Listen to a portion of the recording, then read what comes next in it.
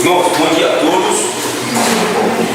É nossa primeira escola bíblica dominical do ano e isso para mim é um motivo de muita alegria, prazer estar com os irmãos novamente.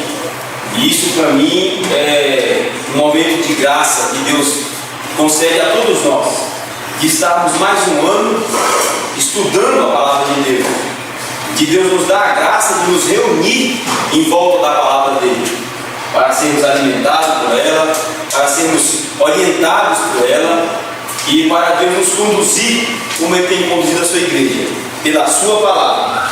Ele mesmo acabou de dizer em João capítulo 15 que nós somos santificados pela palavra que temos ouvido. Não é isso que ele disse em João 15, na leitura que acabamos de ouvir? Somos santificados pela palavra de Cristo, e por essa palavra que ouvimos, e não apenas ouvimos com os nossos ouvidos físicos, mas ouvindo com os ouvidos do coração. Isso é que faz mudança, é ouvir com os ouvidos do coração. Irmãos, eu tenho um texto aqui para entregar aos irmãos.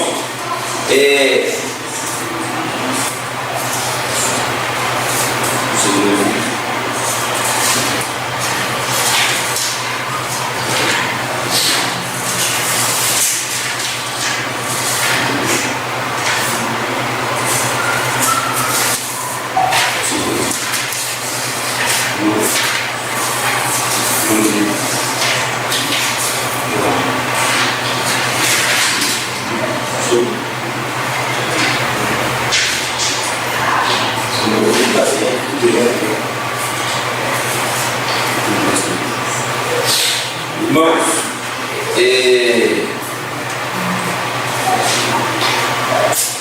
eu quero ler o tópico 1 da confissão com os irmãos. Quero perguntar aos irmãos, sem constrangimento nenhum, quantos têm a confissão de fé? Quantos têm? A maioria tem, né?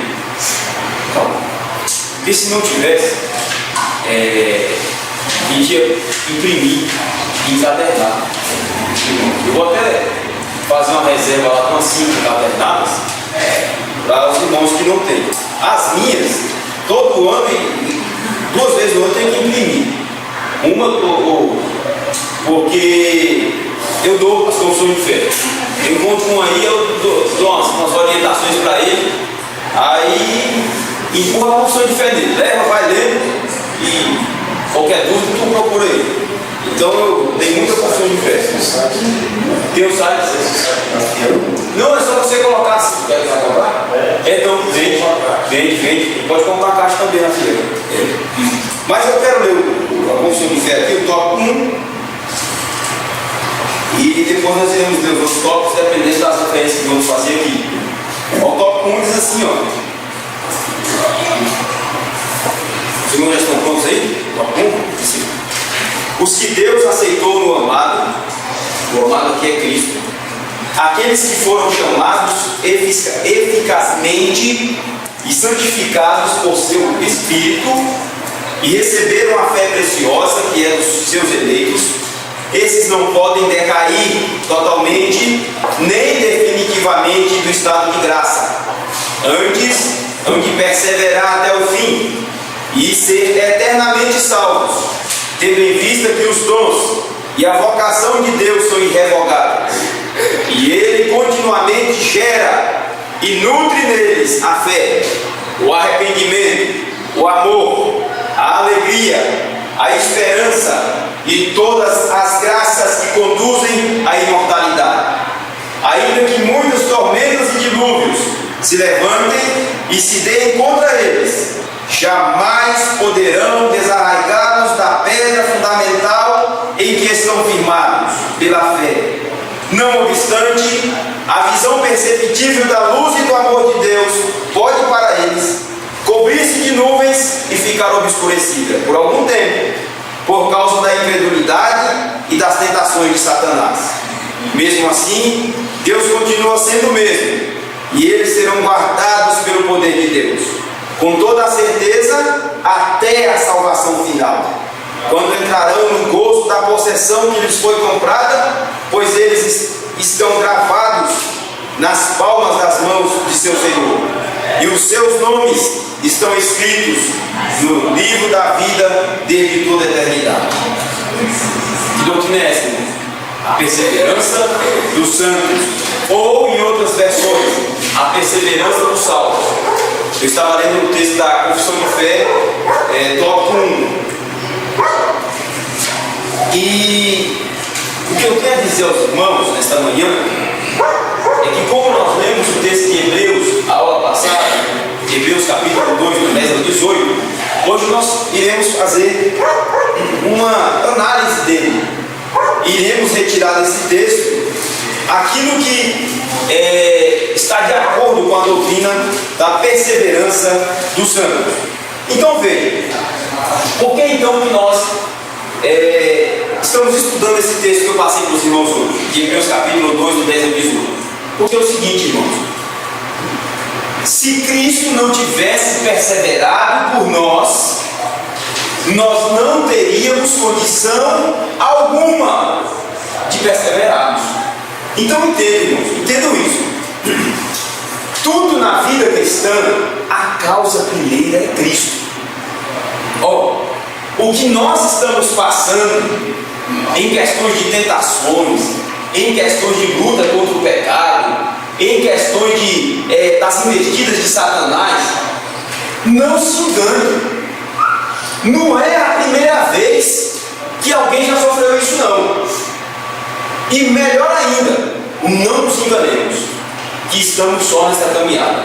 Cristo sofreu tudo isso em nosso lugar.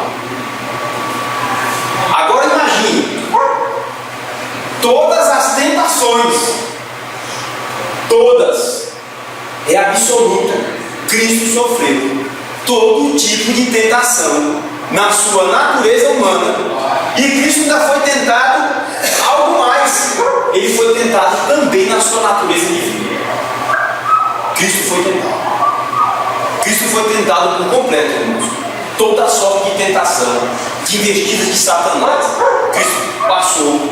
Como diz o escritor aos Hebreus aqui, ele padeceu, ele sofreu, ele foi submetido a tais tentações.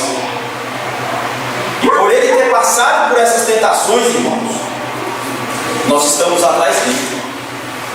Ele foi na frente, ele abriu o caminho. Imagine-se agora você atrás daqueles ombros frágeis de Cristo, aqueles ombros frágeis de Cristo, aquele Cristo frágil e limitado na sua natureza humana, e você está atrás daquele Nazireu, daquele Galileu, daquele homem simples. Nós estamos atrás dele. E o que hoje sofremos, ele já sofreu. Por isso nós vencemos hoje o pecado e a tentação, e Satanás e o pecado, porque Cristo já venceu por nós. Não é aquela ideia barata de dizer que vamos pisar na cabeça do diabo, como já cantaram por aí. Vamos pisar na cabeça do diabo. Nem invente isso, nem invente isso. Nem ouve tal coisa. Nem ouve tal coisa. Cristo, em momento algum do seu ministério, ousou falar isso.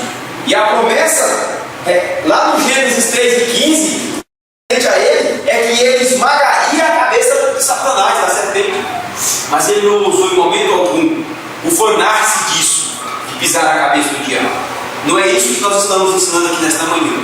Estamos ensinando que estamos guardados por detrás daqueles ombros frágeis do Cristo Nazareno que morreu na cruz por nós, que foi tentado em tudo, mas sem pecado algum, e pôde o quê? Pagar o nosso preço a Deus Pai, lá na cruz do Calvário. Bem, então vamos recorrer ao texto. Os irmãos vão ver aí, e quem não tiver com o texto, irmãos, eu vou trazer mais texto já hoje. A logística falhou de mim. A logística. Tem um questionário aí atrás. Está vendo o questionáriozinho atrás? Não é difícil não, viu? Mas eu peço que os irmãos contribuam. Peço que os irmãos que contribuam. Ou seja, contribuam respondendo essas perguntas aqui. Como é que vocês vão fazer isso? Em família, com o esposo, João e Lina. Resolveu dividir o pão. façam com a esposa, façam com o esposo, façam com os filhos, tá? Façam sozinho também, se tiver outra pessoa para fazer, mas melhor ainda se fizerem em dupla ou em grupo. Responda essas questões aqui, tá? Para a gente aprofundar um pouco mais. Então tá aí, participe um pouco mais e cresça mais ainda. Diante destes estudos sobre a perseverança dos santos, o que você pode conceituar com as suas próprias palavras acerca deste assunto? Tópico 2. Deste texto de Hebreus 10, do 10 ao 18, que nós vamos estudar hoje, quais temas destacados chamou a sua atenção e como podem ser aplicados na sua vida diária? Cite exemplos. Devemos ensinar a doutrina da perseverança do Senhor às pessoas que conhecemos? Explique por quê. E por que não devemos ou por que devemos? Como podemos relacionar o assunto da doutrina da perseverança dos santos com a luta diária contra o pecado? 5. Como podemos relacionar essa doutrina com o nosso comprometimento com o reino de Deus? Isso aqui já foi ensinado. Tópico 6. Este santo assunto das Escrituras, a perseverança dos santos, tem a graça de trazer às nossas vidas descanso e motivação para uma vida dinâmica e produtiva na família, igreja, comunidade de fé e na sociedade. Como isso é possível? Então você vai escrever isso aqui, trabalhar esse assunto. Está difícil? Está difícil. Né? Então faça-o com a sua família ou com outro irmão e irmã em Cristo. Vamos pegar o texto aí agora. Pega o texto aí agora. Ó, esse primeiro recortezinho aí que eu coloquei para os irmãos é um contexto muito rápido da carta aos Hebreus. Quem escreveu nós não sabemos. Alguns dizem que foi Paulo, devido ao profundo conhecimento do judaísmo e o profundo conhecimento aqui do Velho Testamento. Quem escreveu a carta aos Hebreus, no mínimo ele era doutor em Velho Testamento. No mínimo ele era doutor. É um texto bíblico, do Novo Testamento, que tem um máximo de aprofundamento nas doutrinas que aparecem no Antigo Testamento, que apontam para Cristo. É profundíssimo, é belíssimo esse texto aqui, falando a respeito de Cristo. Bem, mas qual o contexto aqui geral? O contexto geral é esse aqui. Um dos problemas dos irmãos hebreus era a questão da possível desistência da fé, do abandono do Evangelho, não permanecer na comunhão da Igreja de Cristo devido às perseguições. Inclusive ele até cita que fala lá, não deixe de congregar como alguns já fizeram. Então o perigo lá dos irmãos hebreus, quando o autor escreve a eles, era a apostasia, como nós vamos ver aqui em Hebreus capítulo 6, do 4 ao 20. O escritor vai refutar e vai mostrar que alguns já haviam apostatado da fé, mesmo estando ali na comunhão com os irmãos, mesmo participando da ceia, mesmo entendendo boa parte do Evangelho, mas eles apostataram. Abandonaram Cristo. Então o perigo, meus irmãos, desta carta aos Hebreus, principal, é que muitos estavam abandonando o Evangelho e indo para as fileiras do judaísmo.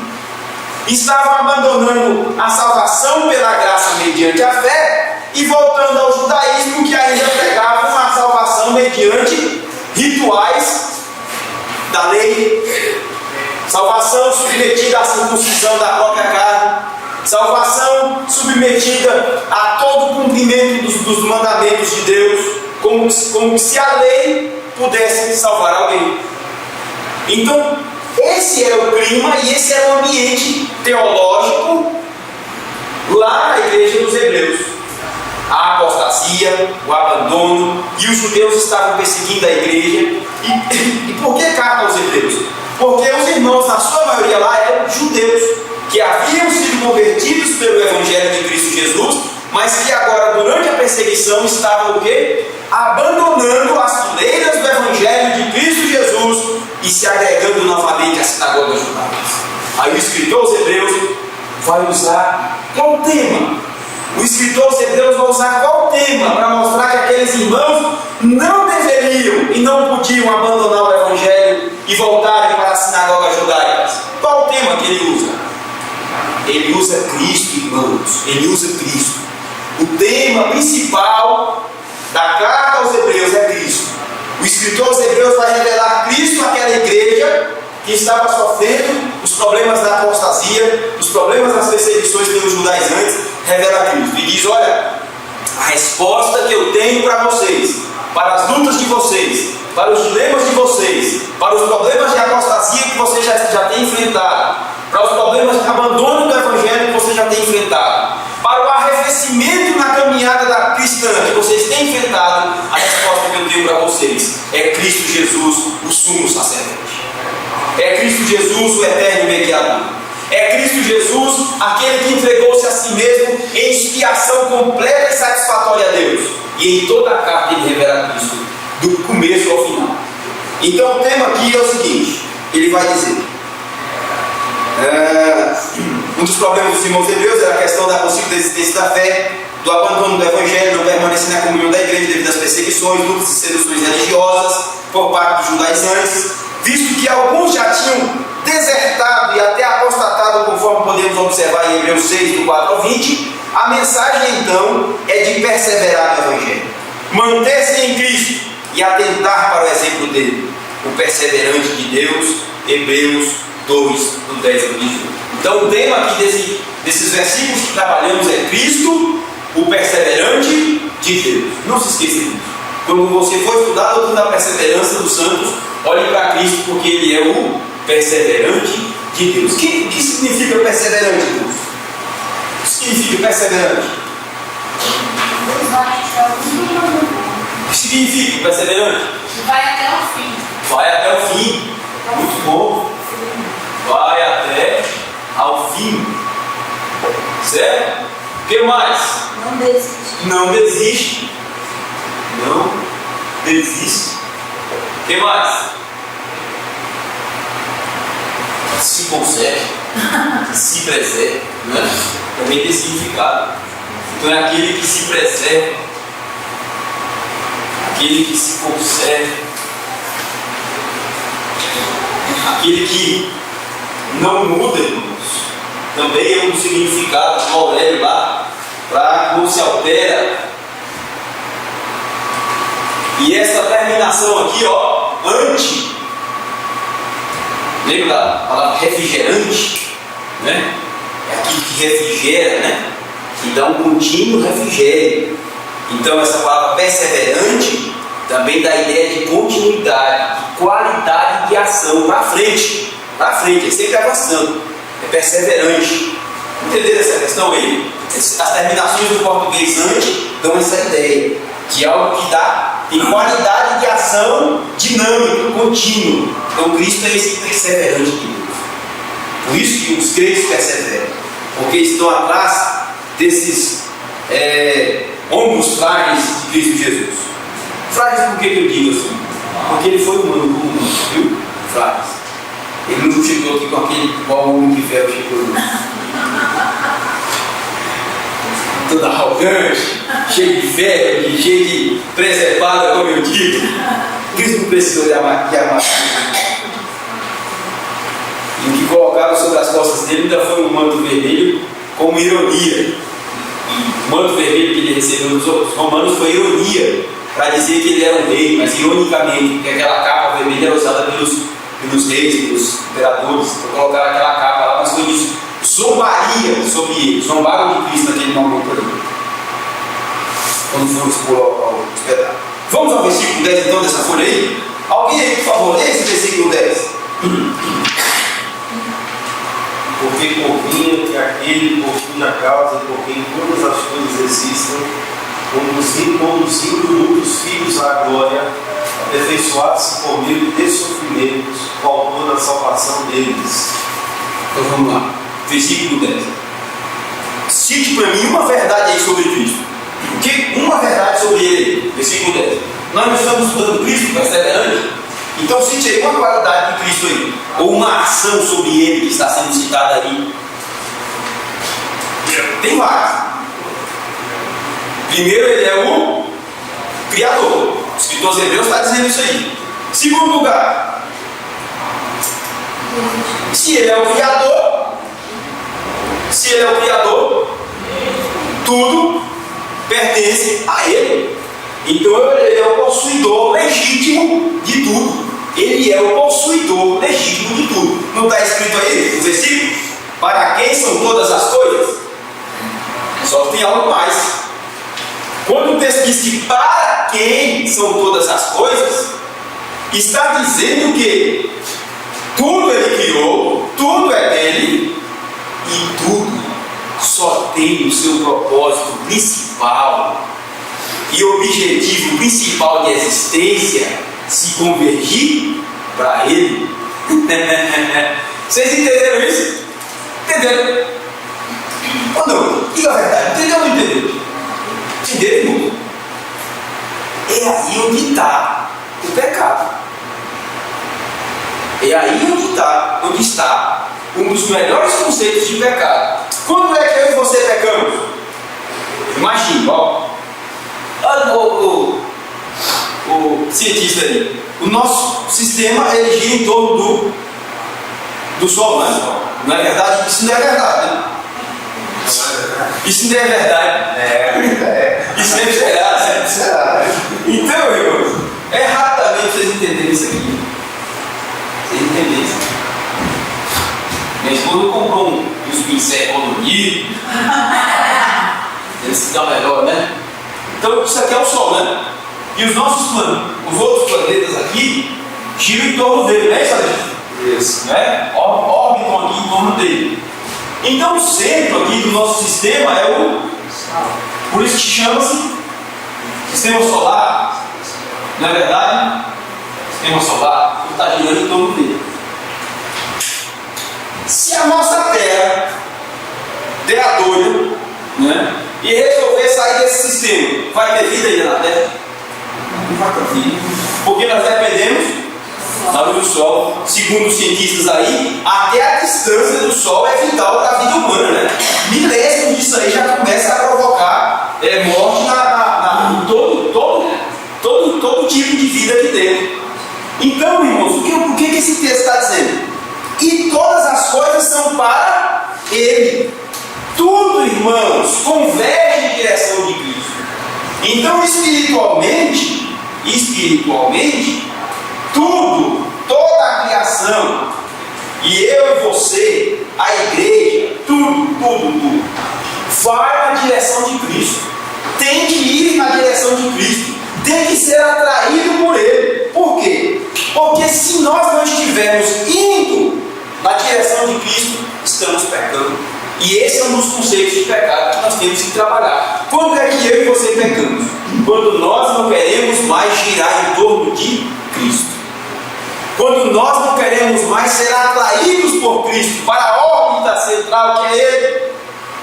E quando nós queremos girar em torno de nós mesmos, quando nós queremos satisfazer os nossos próprios desejos egoístas e não buscar primeiramente adorar e glorificar a Deus como nosso único e suficiente Redentor, nós estamos pecando e estamos em pecado. Entenderam isso? Então as nossas vidas só vão ter sentido se forem na direção de Cristo. Tudo que eu fizer nesta vida, irmãos, tudo, olha, eu estou dizendo tudo que fizermos nesta vida só vai nos trazer satisfação se ela for feita primeira para glorificar a Deus, para exaltá-lo, para bendizê-lo, para honrá-lo, para dignificá-lo. Tudo quanto eu projetar nessa vida, se tiver este propósito principal de glorificar a Deus e de exaltá-lo, meus irmãos, nós seremos bem-sucedidos e teremos a satisfação plena com Deus. Tá? Então tá aí. Esse versículo nos diz também essa verdade. E diz: e por meio de quem tudo existe. Então, irmã Danube falou que ele era o Criador. Amém, certinho. E diz: agora vem a segunda parte. Qual uma das ações aí de Cristo agora? Ele é Criador, Ele é sustentador, tudo gira em torno dele, não é? Mas tem uma outra ação aí agora, que o escritor aos Hebreus vai realçar. Ele é o autor da salvação, muito bom. E qual a expressão aí que nos vai falar sobre isso? Que ele traz muitos filhos à glória. Romanos 3:23 diz o quê? Todos pecaram E destituídos foram da glória de Deus. O que significa destituído, Jeová? Destituído.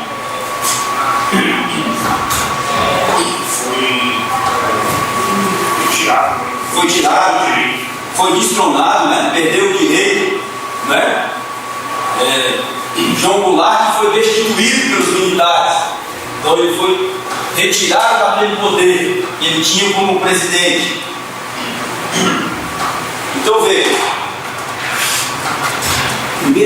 primeira verdade que temos que ter em mente é que todos os seres humanos que já nascem neste mundo, ele pode nascer na casa de um sultão, riquíssimo, dono de muito ouro, de muito petróleo. E lá é ouro puro mesmo. O negócio lá é chique. Ele pode nascer nesse berço de riqueza e de ouro, mas ele nasce já sem a glória de Deus. Quando é que nós tínhamos a glória de Deus? Lá no Éden. Lá no Éden nós tínhamos a glória de Deus. Né? E nós abandonamos a glória de Deus. Nós rejeitamos, nós mesmos rejeitamos a glória de Deus. E de lá nós fomos destituídos, fomos expulsos. Ou não? Você lembra do Gênesis que Deus expulsou os pecadores do jardim? Expulsou. E colocou querubins e uma espada revolvente, né? Que protegia as entradas do jardim do Éden. Então todo homem saiu de lá, todo homem, eu e você saímos do jardim do Éden. Acabou o que era doce para nós. Acabou o sonho, acabou a maravilha. Aqui do outro lado do jardim do Éden, o que acontece agora depois que fomos expulsos? Somos tomados de insatisfação. A insatisfação reina em nossos corações. O descontentamento com nós mesmos reina em nossos corações. E tudo que fazemos parece não ser mais perfeito. Tudo que fazemos parece não ter mais objetivo, não ter mais sentido. E tudo que ganhamos ou alcançamos parece, no fundo, não nos satisfazer. Parece que estamos deslocados. Parece que estamos longe de casa, mesmo estando em casa. Todos nós temos essa sensação de que precisamos voltar para casa. Alguém já fez uma viagem muito longa e sentiu saudade de casa? Sentiu saudade daquela cama boa? Sentiu saudade daquela cozinha cheia de alimentos bem feitos? Sentiu saudade de uma rede? Sentiu saudade de uma aguinha gelada? Não é? Já sentiu isso tudo? Sentiu saudade da esposa, dos filhos, do marido? Já sentiu isso tudo? A realidade espiritual é isso, só que mais amplo. Estamos vivendo longe de casa. E as nossas inquietações, ansiedades, insatisfações, os nossos deslocamentos todos, irmãos, os nossos deslocamentos psicológicos, espirituais todos, estão gritando aos nossos ouvidos que o que nós mais queremos é voltar para casa e nos sentir seguros. Voltar para casa e nos sentir acolhidos. Voltar para casa e ter de volta o descanso e não ser mais um peregrino. É por isso que os escritores bíblicos nos chamam de peregrinos, aqueles que não têm casa própria, mas que almejam o quê? A pátria celestial. Lá teremos casa fixa. Lá teremos casa fixa, morada eterna com Deus. E Deus habitará, morará com o seu povo. Conosco. Então veja só, fomos expulsos, perdemos a glória. E esse perder a glória, irmãos, se traduz em todos esses problemas que estamos vivendo, que eu acabei de dizer para os irmãos. Perdemos a glória. E quando se perde a glória de Deus, o homem é tomado por um vazio eterno, existencial, que só pode suprir a quem? A glória de Deus. E quem é a glória de Deus? É o Logos. João capítulo 1 diz que o Verbo se fez carne, o Logos se fez carne e habitou entre nós, e vimos a sua glória, como a glória do unigênito do Pai, cheio de graça e de verdade. Somente Cristo pode repor a glória que perdemos. É por isso que tudo converge para Cristo. Tudo tem que convergir para Cristo. Por isso que nós temos que estar sempre olhando para Cristo. Jamais retirar o nosso olhar. Como diz o espanhol, mirar a cruz de Cristo, olhar a cruz de Cristo, contemplar a cruz de Cristo, tê-la como alvo de nossas vidas, toda a obra de Cristo, toda a pessoa bendita de Cristo. Isso aconteceu, mas nós não conseguimos voltar ao lar, porque fomos expulsos de lá por causa do quê? Da nossa rebeldia. E vocês já ouviram dizer que algum rebelde quer voltar para casa? Quer não, irmãos. Você chega nesse pessoal de rua aí, a maioria não quer voltar para casa. Fizeram uma pesquisa, a maioria deles tem casa, tem família, mas eles não querem voltar para casa. Fizeram essa pesquisa. Eu ouvi uma assistente social, que trabalhou no CAD também por muito tempo como diretora, e ela relatou isso para nós. A maioria deles, eles iam arrancar o pessoal para colocar na Kombi, e eles ligavam para ficar na rua, naquelas condições de miséria. E nós somos como eles. Nós não queremos voltar para casa, mesmo sabendo que tudo que nós precisamos é a glória de Cristo, da qual fomos expulsos. Por nós mesmos, nós não queremos voltar. É verdade, a rebeldia, meus irmãos, só será entendida em nossos corações quando de fato nós a compreendermos assim. Por mais que o que há de mais belo, o que há de mais satisfatório, o que há de mais prazeroso esteja em Deus, todos nós, como seres humanos decaídos e pecadores e rebeldes, não queremos voltar lá. Aí, devido a essa nossa terrível rebeldia, Deus manda quem? Cristo Jesus. Em Lucas capítulo 19, versículo 10, terminando aquela história de Zaqueu, que também é um rebelde perdido, como nós, terminando aquela história de Zaqueu, Jesus Cristo diz o quê? Mas o Filho do Homem veio buscar e achar o que se havia perdido. E ele veio atrás de muitos Zaqueus como nós aqui, como eu e você. Viu atrás? Jesus falou uma palavra, Deus fez um banquete. E ninguém desvia. Vai e arrasta aqui para dentro. É desse jeito. Pode sentar na mesa de Deus e o povo não quis. E não quis, sentar na mesa de Deus e não quis. Sabe por quê, irmão? Porque para curar a rebeldia, você não cura com presente. Você não cura um rebelde dando a ele a melhor caixa. Você não cura um rebelde dando a ele os melhores familiares. Você não cura um rebelde dando a ele dinheiro. Ele vai tornar-se mais rebelde ainda. A cura para um rebelde está quando se conquista o coração dele. Nem fazendo a barra. Quando se conquista o coração dele, é que se transforma um rebelde numa pessoa dócil e tratável. É por isso que só Deus pode conquistar o coração de um rebelde. Só Cristo pode fazer isso. Então, Cristo veio buscar, salvar, buscar e achar todo o que se havia perdido. Somos todos perdidos. Sem Deus, sem Cristo, somos perdidos. Perdidos neste mundo. Rebeldes por nós mesmos e em nós mesmos. Mas Cristo veio atrás de pecadores como eu e você.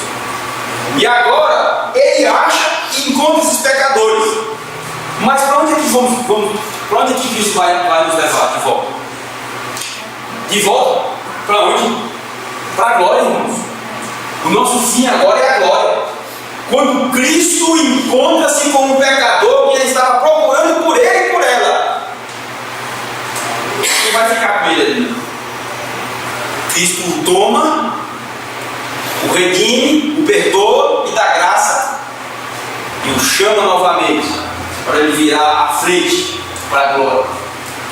Ele não estava fugindo da órbita, não estava fugindo da cruz, agora ele caminha em direção à cruz, ele caminha em direção a Cristo, ele caminha em direção aos céus. Os pés dele agora estão voltados de volta para o Éden de Deus, de onde ele foi expulso. E somente Cristo, a porta estreita, pode nos reconduzir novamente ao paraíso de Deus, ao Éden eterno, ao Éden espiritual, à glória de Deus que nós perdemos. Aí Cristo nos traz de volta. E essa caminhada de volta é o que nós estamos estudando hoje. É o que? Essa caminhada de volta é a perseverança dos santos. Essa caminhada de volta ao lar é a perseverança dos santos. Esse retorno, vou redundar, este retorno de volta à glória de volta à glória eterna, de volta a Deus, de voltar a orbitar em torno de Cristo, de receber sua luz que aquece os nossos corações e que gera vida, de receber sua clareza, sua bondade, sua misericórdia, seu perdão. É a perseverança do Senhor. Então guarde bem isso. Voltar ao lar é a perseverança do Senhor. E só voltamos ao lar quando Cristo Jesus é o perseverante de Deus que vai à nossa frente. Agora imagine Cristo conduzindo muitos outros perseverantes agora atrás dele, de volta ao lar, de volta à glória dele. Sim, vimos isso aqui agora no versículo 10. Então vamos ler aqui. Conduzindo muitos filhos à glória. Amém. Aperfeiçoar-se pelos sofrimentos o autor da salvação deles. Vejam, mas não era assim tão fácil Cristo conduzir pecadores de volta ao lar. Não é assim tão fácil. O verbo aperfeiçoar aí, os irmãos encontraram aperfeiçoar. Deus aperfeiçoou Cristo. Não que Cristo fosse o quê? Imperfeito. Isso não quer dizer que Cristo fosse imperfeito. Mas é que este verbo aperfeiçoar Cristo aqui, aperfeiçoar Cristo pelo sofrimento, significa que Deus, quando Cristo tornou-se humano completo, Ele assumiu todas as nossas limitações humanas. Ele assumiu tudo quanto nós participamos, sem exceção, irmãos. Fraquezas, doenças, problemas de todas as sortes, Cristo foi bombardeado. E debaixo desse bombardeio de tentações, de pecados, Ele sofreu tudo isso dentro da nossa natureza e da nossa carne aqui frágil. A palavra aperfeiçoar aqui está nesse sentido, que Cristo participou de todas as fraquezas e limitações que o ser humano participa e sofre. E quem foi que fez isso com todo agrado? Deus. Porque isso era necessário que acontecesse, esse Cristo padecer antes da cruz e na cruz. Cristo padeceu, sofreu antes da cruz e na cruz. Como é que ele sofreu antes da cruz? Sofreu quando ele teve que enfrentar o pecado e sentir o pecado na própria terra, sem ser pecador. Ele sofreu quando ele foi tentado na sua natureza humana e divina, e ele teve que resistir a Satanás no próprio pecado contra ele. Ele sofreu quando ele sofreu a zombaria dos homens, do escárnio, as calúnias. Cristo sofreu tudo isso. E ainda Cristo vai culminar no seu sofrimento lá na cruz do Calvário. Então Cristo, irmãos, Ele se identificou conosco em tudo. Em tudo. Nós temos de fato um mediador perfeito que é Cristo. Por que Cristo é o mediador perfeito? Porque primeiro Ele é humano completo. E humano em tudo, exceto no pecado.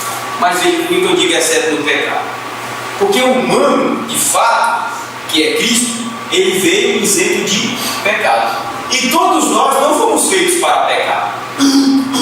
Nós não fomos feitos para pecar. Nós não fomos feitos para a dor. Por isso sofremos quando há dor. Nós não fomos feitos para as limitações. Por isso sofremos com as nossas limitações. Fomos feitos, criados por Deus perfeito. E Deus disse que isso é muito bom. Agora, quando o pecado entra, aí vem as nossas limitações, e com elas os nossos sofrimentos. Vem as dores, e com elas os nossos sofrimentos. E Cristo nisso tudo participou conosco. E era necessário que aquele que mediasse, e homens pecadores, tivesse as duas naturezas. Que ele fosse homem perfeito em tudo e Deus perfeito em tudo. Porque somente alguém assim poderia segurar na mão de pecadores e trazê-los novamente, e através dele reconciliá-los com Deus. Somente alguém que fosse assim.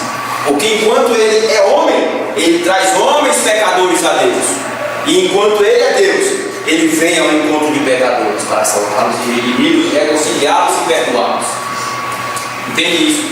Então Deus aperfeiçoou Cristo através do sofrimento, e Cristo é o autor. Autor aqui é aquele que pratica, é aquele que gera, é aquele que causa, é aquele que provoca, é aquele que toma a primeira iniciativa em tudo. Então Cristo é aquele que toma a iniciativa em todos os momentos da nossa salvação, e principalmente também na perseverança dos santos rumo à glória eterna. Certo? Aprendemos isso aqui? Está correto? Do lado de cá, aí nós temos o texto dizendo assim: Cristo, Criador e dono de tudo. A perseverança dos salvos é garantida, pois Cristo os conduz seguro e redimidos ao Pai. A vida de Cristo se projetou para a cruz, a fim de que a vida do salvo tenha como fim a glória. Isso é muito bonito, irmão. A vida de Cristo foi projetada para a cruz. E agora, uma vez que Ele enfrentou a cruz por nós, a morte de cruz, a morte horrenda de alienação de Deus, lá derramou seu sangue inocente e puro por nós, pecadores imundos e indignos. Ele lá morreu por nós. Ele lá sofreu o que é a morte de morrer sem Deus. Deus meu, por que me desamparaste? Ele assumindo todo o pecado dos eleitos, do povo de Deus. Deus, o próprio Deus, virou as costas para ele. E ele disse: Deus meu, por que me desamparaste? Morre ali a morte de todo aquele que morre sem Deus hoje. É a morte mais terrível que tem, é alguém morrer sem Cristo. É a morte mais terrível que tem, é alguém morrer sem Cristo. O semblante se turva, se entristece, se empalidece. Alguém que vai saber que vai enfrentar a morte sem esse Cristo mediador eterno, sem esse Cristo que morreu a morte de cruz no lugar dele. E Cristo lá morreu. Por isso, ele enfrentando a cruz, hoje nós podemos ter como alvo a glória. A glória, porque Cristo se projetou para a cruz. Jesus Cristo é quem nos reconduz ao Pai, a glória de Deus, da qual fomos expulsos por causa de nossos pecados. Mas Cristo nos traz novamente a Deus, nos reconduz, bota um assim aí, nos reconduz ao lar eterno como o filho mais velho, o primogênito dentre os mortos. Ele pagou todo o preço pagou o preço para deixar o lar de glória rumo a este mundo de pecadores, para buscar e achar o que se havia perdido. Portanto, os filhos e as filhas de Deus perseveram por meio da obra consumada de Cristo. Nós perseveramos porque Cristo consumou a sua obra ao Pai. Obedeceu a Deus em tudo no seu plano de redenção. Por isso nós perseveramos. Veja, irmãos, onde está fundamentada a perseverança dos santos? Para alguém dizer que um crente verdadeiro pode perder a sua salvação. Ora, se eu disser que um crente verdadeiro, convertido pelo Espírito Santo, regenerado pelo Espírito Santo, convertido pela graça pelo Evangelho, recebendo a fé, fundamentado em Cristo Jesus e guardado em Cristo, pode perder a sua salvação, o que eu direi desse texto de Hebreus? O que eu direi? O que eu direi de Cristo? O que eu direi da obra eterna de Cristo por nós? Que obra de Cristo é essa que não tem eficácia? Se isso acontecer, de forma alguma, irmãos, a salvação, a perseverança do crente está fundamentada aqui, em Cristo Jesus, na obra dele consumada por nós. É por isso que não por nós mesmos, mas somente por Cristo nós chegaremos na glória eterna. Vamos para o versículo 11 agora? Leia alguém aí o versículo 11. Pois tanto o que santifica como os que são santificados vêm todos de um só. Por esta causa ele não se envergonha de lhes chamar irmãos. Sim, estou vendo. O que quer dizer esse versículo, irmãos? O que santifica e os que são santificados vêm de um só. Cristo é agente de Deus. Como? Não é dizer que Cristo foi criado por Deus, não. Os testemunhos de Jeová são hereges ao ponto de dizer isso. Mas lembrem de João, o Evangelho de João, Cristo diz assim: glorifica-me, Pai, com a glória que eu tinha contigo desde o princípio, desde a eternidade, desde o princípio, antes da criação do mundo. Não é isso? Então o Pai, o Filho e o Espírito Santo já coexistiam juntamente desde a eternidade. Então, Cristo não foi enviado por Deus Pai? É nesse sentido. Ele provém de Deus quando ele é enviado por Deus Pai para salvar pecadores. Agora nós fomos criados por Deus? Fomos criados por Deus. Então nós estamos vindo de Deus como filhos criados por Deus. Certo? Então veja. Aí ele diz que aquele que santifica, quem é que santifica? Cristo. Qual o sentido da palavra santificar aí? Santificar. Santificar. O que isso, mano? Separar. O primeiro sentido aí, nós temos que entender, é separar. Deus na eternidade, da multidão daqueles rebeldes que abandonaram e deram as costas para a sua glória e para o Éden, Deus, daquela multidão de rebeldes, Deus, através de Cristo Jesus e em Cristo Jesus, separou, consagrou para si um povo. Então, aquele que santifica é Cristo. E Ele nos separou para Deus. E nos separou da onde, irmãos? De um mundo de pecado e de perdição. De um mundo de injustiça e de rebeldia. Cristo nos separou para Deus. E aí, o que o escritor aos Hebreus usa aqui? Usa um salmo. E o que ele diz? Por essa causa, ele não se envergonha de lhe chamar irmãos. Só Cristo mesmo, para chamar aqui irmão. Só Cristo. E coragem.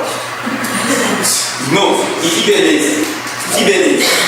Imagine, você é rebelde contra Deus, e agora quem vem atrás de você para te levar de volta ao lar, te reconcilia com Deus, e agora te abraça e te diz assim: agora sou teu irmão. Agora sou teu irmão. E tu é meu irmão. E tem mais um. E tem mais um. Ele vai chegar conosco lá na casa eterna. Não tem vergonha. E não teve, não, é isso mesmo. O pai está lá, esperando os filhos rebeldes voltar. E quem está errado, chega lá com vergonha, né? Chega lá, rapaz, agora eu vou ouvir o sermão, o negócio está feio, mas com Cristo não, mas é diferente. Você chega lá de cabeça erguida, porque o irmão mais velho, o primogênito dentro dos corpos de Cristo Jesus, vai na frente.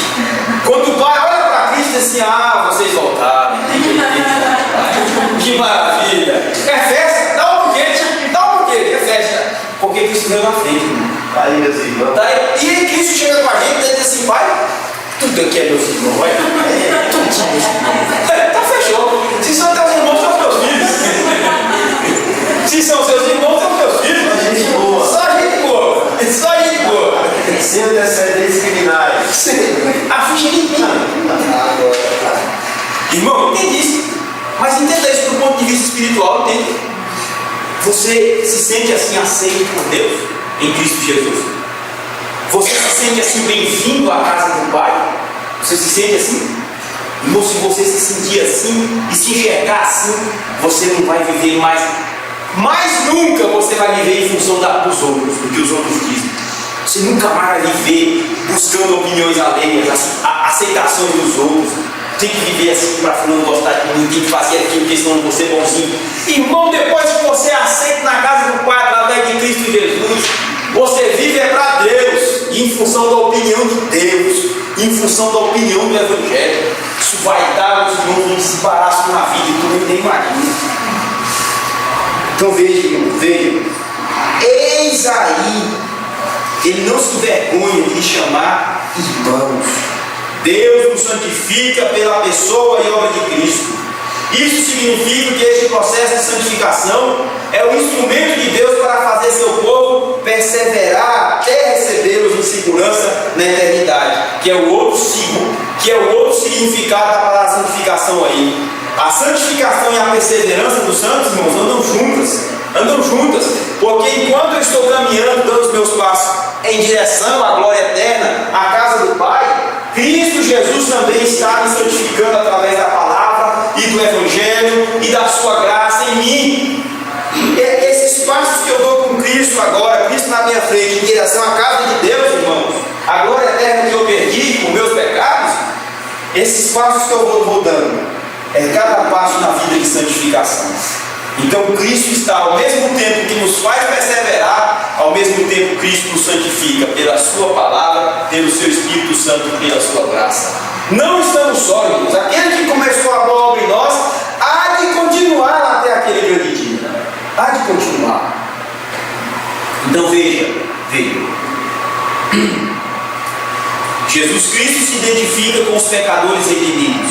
E mesmo nós, sendo indignos pecadores, Ele nos recebe e aceita sem reservas nem preconceitos. Por que, irmãos, que Cristo nos aceita sem reservas e sem preconceitos? Isso foi de graça? Isso foi de graça, como diz aí? Foi de graça? Foi não, irmãos? Para Ele nos receber sem reservas e sem preconceitos, Ele sofreu toda a sorte de preconceito e exclusão lá na cruz do Calvário. Ele nos recebe sem reservas e sem preconceitos. E Deus nos recebe sem reservas e sem preconceitos. Porque Cristo sofreu todo o preconceito, todo o apartheid, toda a exclusão. Cristo sofreu em prol de pecadores como nós. Por isso que dentro da igreja de Cristo não pode haver exclusão, nem preconceito, nem apartheid. Viu? Por isso que dentro da igreja de Cristo não pode haver isso. Porque Cristo já morreu pelo preconceito. Porque Ele sofreu todo o preconceito lá na cruz do Calvário por nós. E em vida Ele sofreu os preconceitos. Por isso que quando nós chegamos lá na casa do Pai, e Ele disse: são todos meus irmãos, Deus recebe sem questionar nada. Se são seus irmãos, são meus filhos. E são seus irmãos porque são meus filhos. Porque somos filhos. Deus enviou o Espírito de seu Filho aos nossos corações, pelo qual podemos chamar Deus de Papai querido. Papai. Diz o apóstolo Paulo escrevendo aos Gálatas.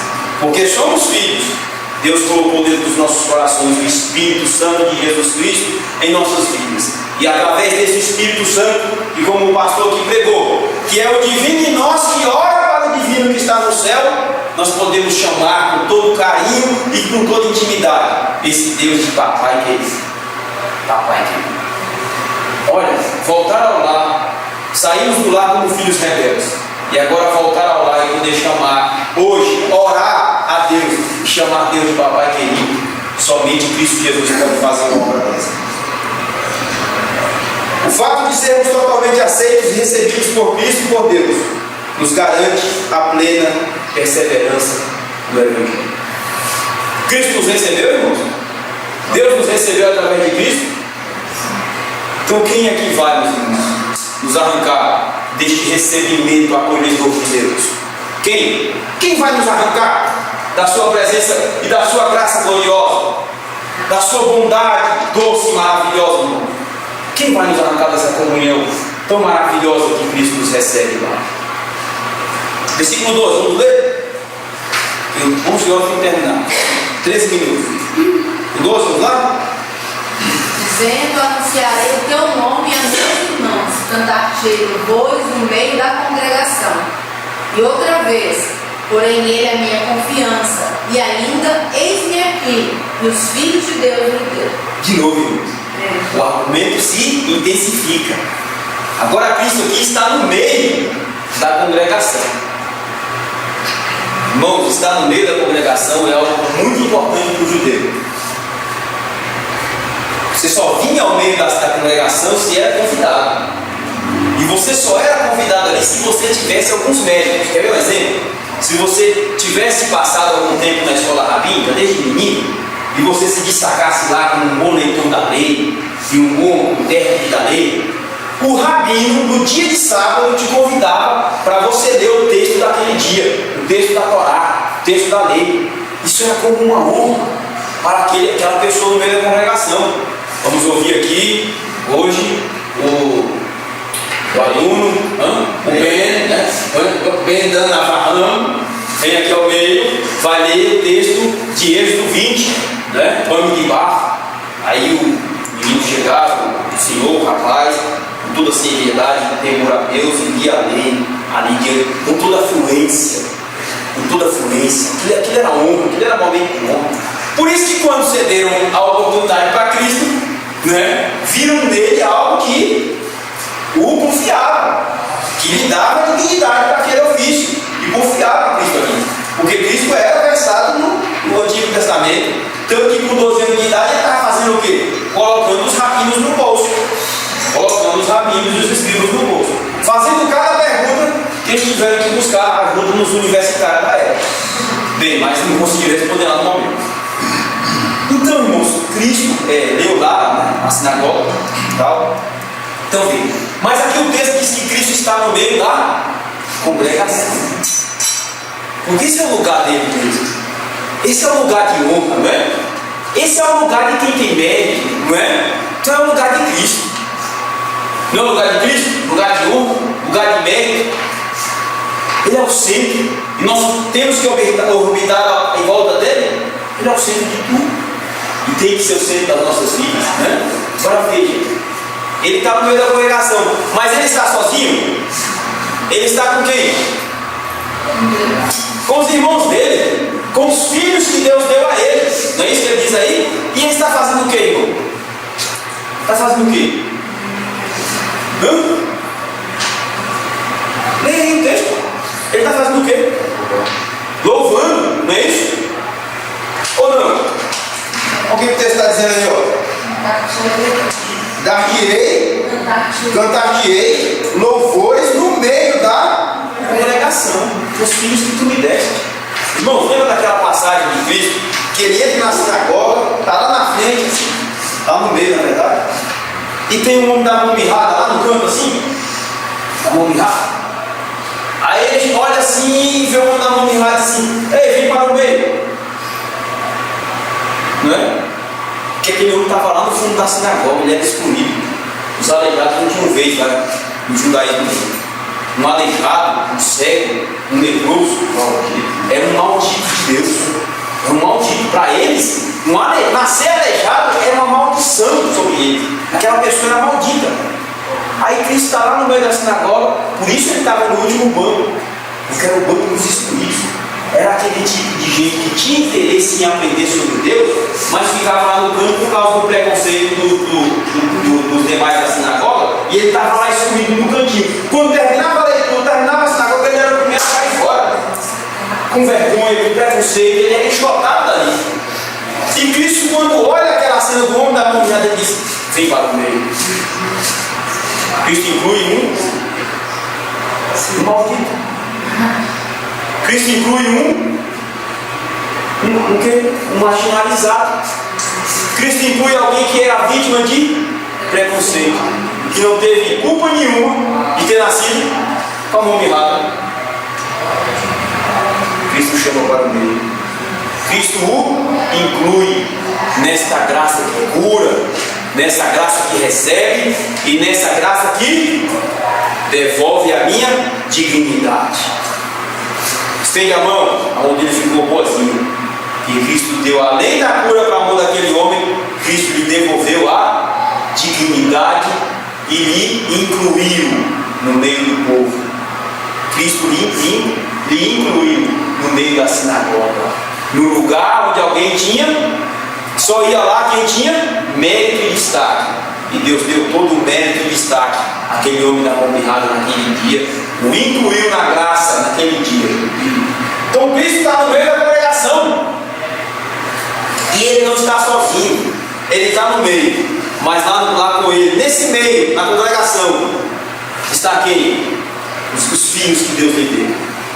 E ele está a louvar a Deus juntamente com todos nós.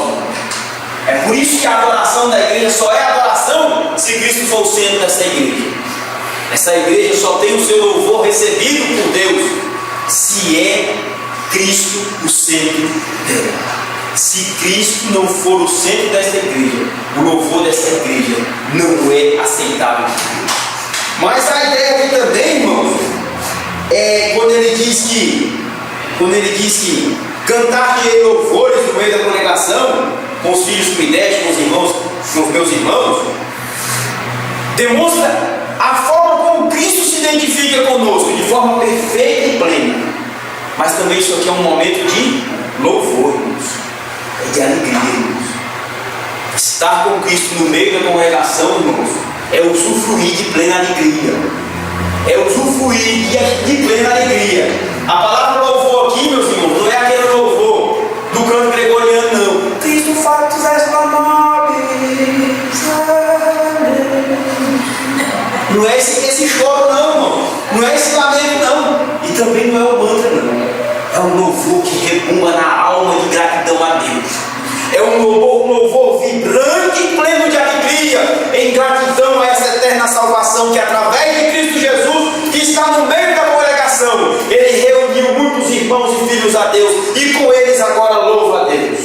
Com eles agora, eles tributam a Deus essa gratidão eterna. É um louvor que rebumba, irmão. É um louvor que vibra, irmãos. É alegria completa quando Cristo reúne o seu povo para louvar a Deus por essa tão grande e eterna salvação. É maravilhoso, é maravilhoso. É maravilhoso demais. E ele diz: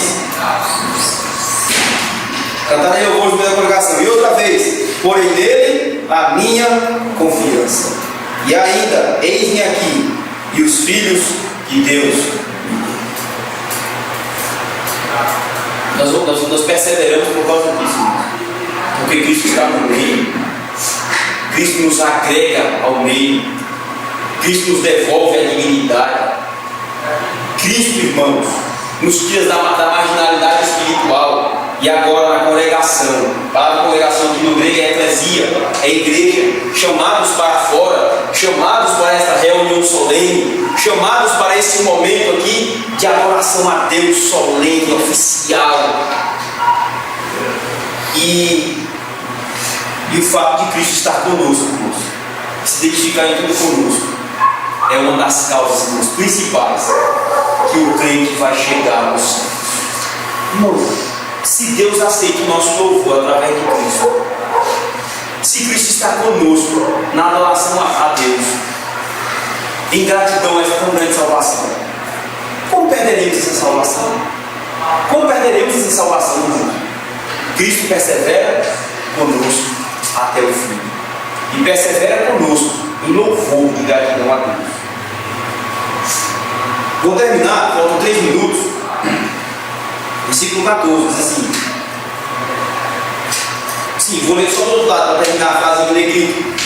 A perseverança dos salvos resulta dessa profunda e íntima comunhão que Cristo tem com os redimidos e os reintroduz à plena comunhão com Deus. Então essa ideia de Cristo estar no meio é que Ele está nos reintroduzindo nessa plena comunhão com Deus, viu? Por isso que uma vez estando nesta plena comunhão com Deus, é que podemos juntamente com Cristo e através de Cristo cantar louvores a Deus.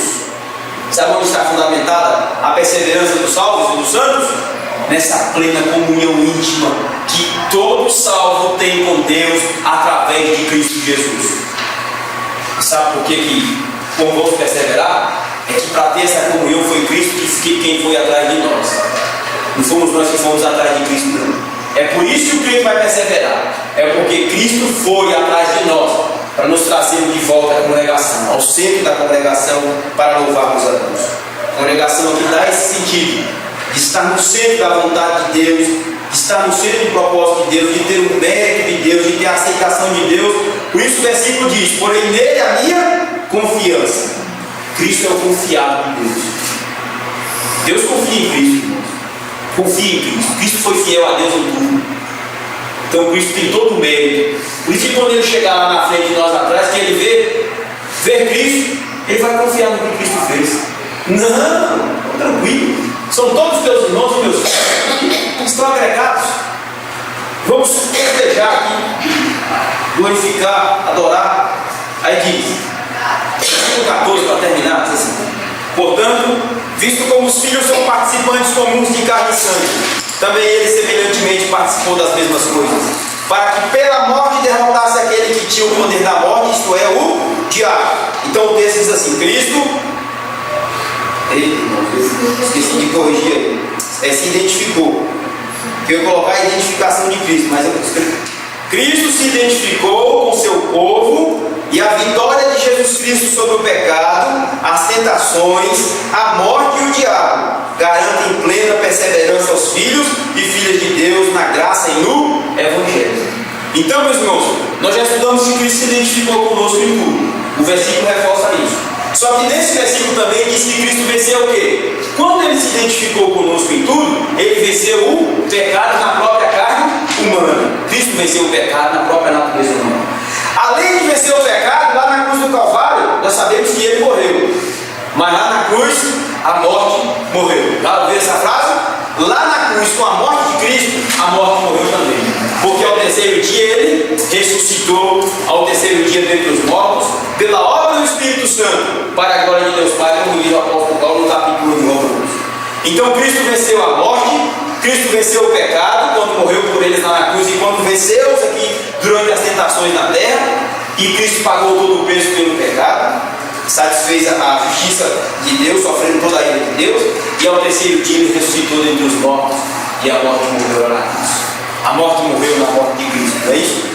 Então veja, quando Cristo venceu tudo isso, irmãos, o que pode nos arrancar, supostamente pode nos arrancar da salvação, seria o pecado, mas Cristo já venceu. Cristo pagou todo o pecado na cruz do Calvário e os venceu em toda a tentação. Seria a morte, afastados de Deus eternamente, mas lá na cruz, Deus estava em Cristo, reconciliando o mundo consigo mesmo. Então Cristo venceu a morte. E por fim, Cristo venceu o diabo. Porque o diabo tentou Cristo, mas Cristo venceu Satanás. Cristo morreu lá na cruz do Calvário e o diabo não tem mais poder sobre o Filho de Deus nenhum. Porque tudo quanto Cristo devia, tudo quanto os eleitos deviam a Deus, Cristo pagou. E o diabo ficou de fora dessa. Mas não, Cristo venceu. Cristo venceu. Então por isso, meus irmãos, pela vitória de Cristo sobre a morte, sobre o pecado, sobre o diabo, o crente é guardado até o fim, até aquele grande dia. Mas não é para usar esse versículo para dizer vou pisar na cabeça do diabo, não. Olhe só para Cristo, deixa o diabo de lado. Cristo já resolveu o que tinha que resolver com o diabo e já o venceu na cruz do Calvário. Olhe para Cristo. Ande com humildade atrás desse Nazareno, humilde, servo humilde que foi Cristo. Ande atrás dele, com humildade, e glorifique a Deus por essa grande salvação. O restante os irmãos podem ler em casa, e aí respondam o que é dificuldade e tragam a próxima aula, se os irmãos puderem para nós, tá? Para a gente se aprofundar melhor nesse assunto. Que Deus em Cristo abençoe a cada um dos irmãos e guarde essas palavras no coração, porque essa é a causa de nós perseverarmos até o fim. Não os nossos méritos, mas o mérito de Cristo. Pastor.